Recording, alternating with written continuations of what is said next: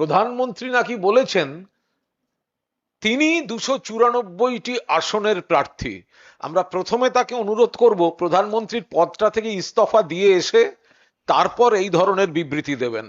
আমাদের মুখ্যমন্ত্রী তার নির্বাচন লড়ছেন, বিধানসভা নির্বাচন লড়ছেন, তিনি বলেছেন আমি 294টা আসনের প্রার্থী, বা আমি যেখানে তৃণমূল কংগ্রেসের প্রার্থী সেটা আমাকে দেখেই ভোট দিন। কিন্তু প্রধানমন্ত্রী যদি বলেন যে একটা রাজ্যের বিধানসভা নির্বাচনে আমি সব জায়গায় প্রার্থী, তাকে প্রথম ইস্তফা দিয়ে আসতে হবে।